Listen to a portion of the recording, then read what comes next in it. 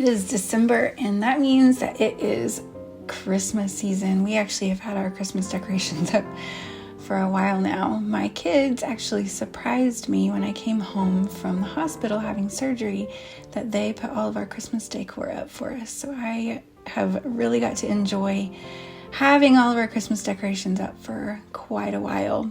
But today I wanted to show you one little thing that I am doing this year to help celebrate for Christmas, and that is these homemade jars of cranberry juice. So I love adding cranberry juice to lots of different drinks, but mostly apple juice and grape juice.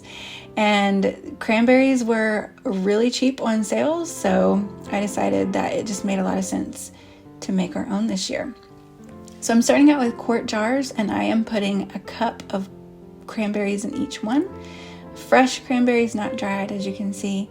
And I paid less than $1 for each of the bags of cranberries. So in the end, I am going to end up with about 12 quarts. I probably could have gotten more than that worth of cranberry juice, homemade. I know exactly what's in it, which is really great for about $3, $4, something like that.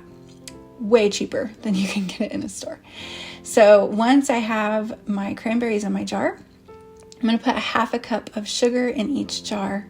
It is a lot of sugar, it seems like to me anyway, but cranberries are super tart, so you definitely want that. I love this. It's so pretty. Just making it is so pretty. It just reminds me of snow at Christmas time.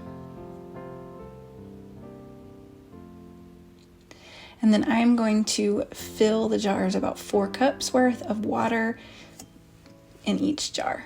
Now this is hot water, and you want that for a couple of reasons. If you are canning, you always want your liquid to be hot when you start. And then also I need it to dissolve that sugar in there.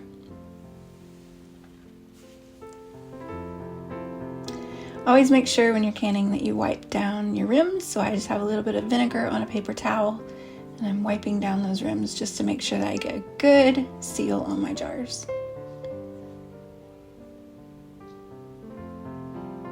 And then I top them with new lids. We use a lot of gold for our Christmas decor, so this actually fit in really perfect.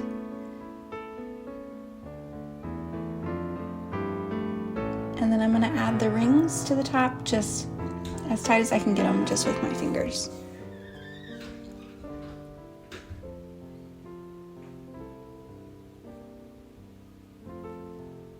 And then from there, I'm going to use my pressure canner. Also works as a water bath canner, so I have it all set up how it's supposed to be, and I'm just shaking those just to get that sugar dissolved. And then I am going to water bath can them for 30 minutes. In the meantime, it's the perfect time for a Christmas puzzle. And this is what they look like in the end. They're going to sit for about 4 to 6 weeks, and then they'll be perfect.